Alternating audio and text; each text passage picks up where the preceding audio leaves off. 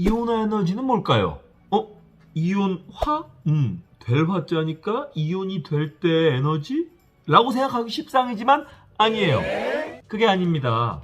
이온화 에너지는 단순하게 얘기하면 원자에서 전자를 뗄 때 필요한 에너지, 이게 이온화 에너지예요. 좀 더 정확히 얘기하면 기체 상태의 원자 1몰에서 전자 1몰을 뗄 때 필요한 에너지, 그때 가해 주어야 되는 에너지, 이게 바로 이온화 에너지죠. 이게 무슨 말이냐면 원자가 있어요. 그 원자에는 전자가 있죠. 이 전자는 아주 평화롭게, 아주 원자 주변을 평화롭고 행복하게 잘 살고 있었어요. 그런데 우리는 이 전자를 떼어낼 거예요.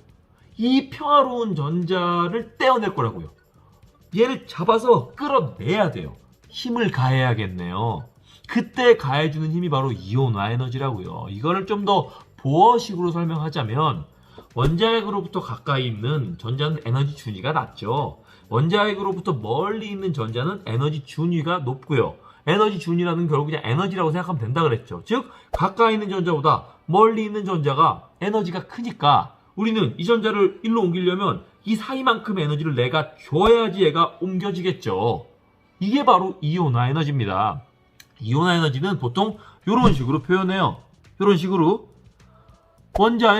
어떤 원자에 에너지를 가해 주어서 양이온과 전자로 나누어지는 과정, 이게 바로 이온화 에너지에 의해서 전자가 양이온으로 바뀌는 과정, 전자가 튀어나오는 과정입니다. 이때 이게 바로 이온화 에너지겠죠.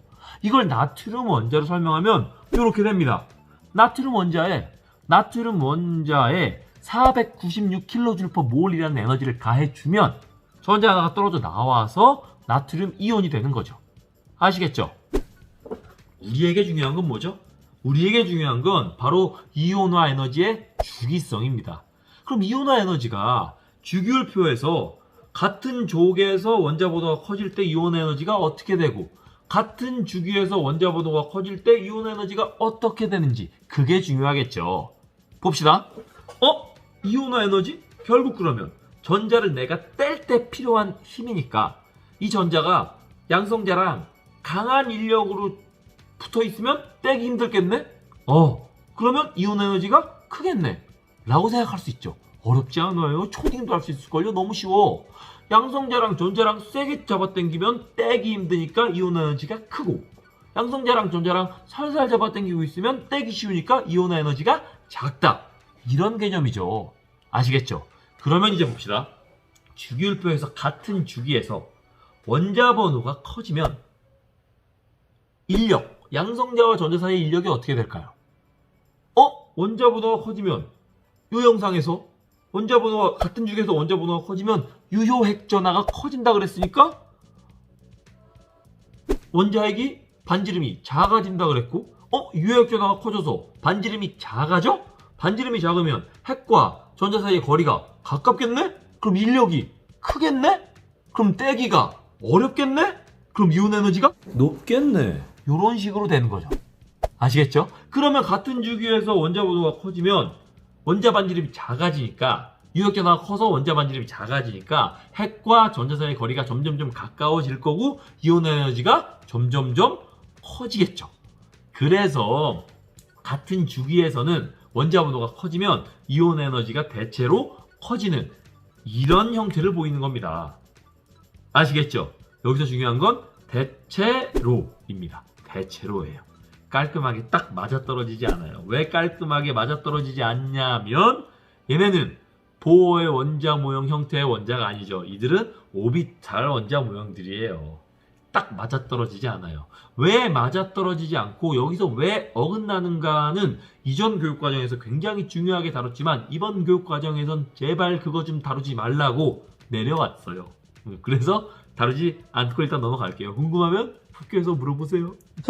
자, 그럼 이번엔 같은 족에서는 이온 에너지가 어떻게 될까를 생각해보면 같은 족에선 전자 껍질이 늘어나면서, 그러니까 같은 족에서 원자 번호가 커지면 전자 껍질이 많아지면서 원자 반지름이 커진다 그랬으니까 핵과 전자 사이의 거리가 멀어지고, 멀어지면 인력이 약할 거니까 떼기가 쉬울 거고, 떼기가 쉬우면 이온화 에너지가 조금밖에 안 들겠네 라고 생각할 수 있죠.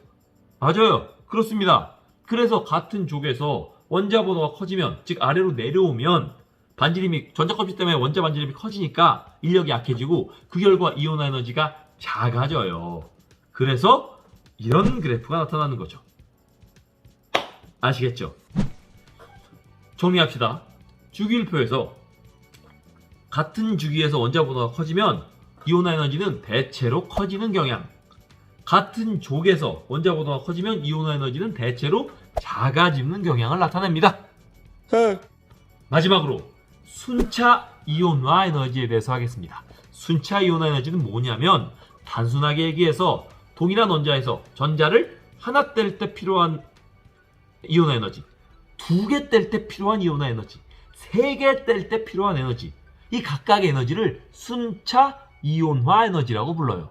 첫 번째 전자를 뗄 때 필요한 에너지를 1차 이온화 에너지, 두 번째 전자를 뗄 때 필요한 에너지를 2차 이온화 에너지, 세 번째 전자를 뗄 때 필요한 에너지는 똑똑하네요, 3차 이온화 에너지죠.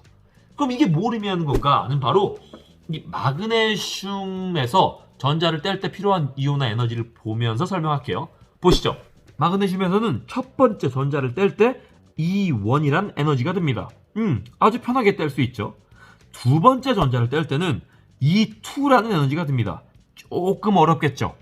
조금 어려워요. 왜 조금 어려울까요?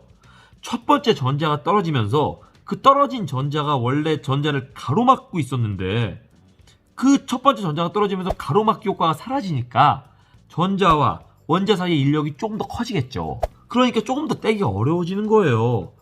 세 번째 전자를 뗄 때는 갑자기 엄청나게 어려워집니다. 왜 갑자기 엄청나게 어려워질까요? 보세요. 첫 번째, 두 번째 전자는 어떤 껍질에서 전자를 떼었죠? 바로 KLM, M 껍질에서 전자를 떼었죠. 그런데 세 번째 전자는 L 껍질, 두 번째 껍질에서 전자를 띱니다. 세 번째 껍질에서 두 번째 껍질로 옮겨가면서 갑자기 핵과 전자 사이의 거리가 확 가까워졌죠. 그만큼 인력이 확 커지겠죠. 그렇게 인력이 갑자기 확 커지니까 전자를 떼기가 더욱 힘들어질 거고 이온 에너지가 갑자기 확 증가하는 거죠. 마그네슘에서의 각각의 이온화 에너지는 이렇습니다. 어떠세요? 세 번째 전자를 띨 때 갑자기 7733kJ/몰이라는 엄청난 에너지가 필요하죠.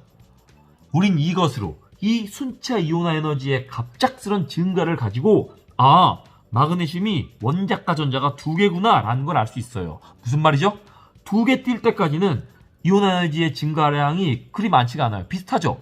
그런데 세 번째 전자를 띨 때는 갑자기 에너지가 확 증가한 걸 보고 세 번째 전자는 다른 껍질의 전자네? 그럼 두 개의 전자만 가장 바깥쪽 껍질에 있었네?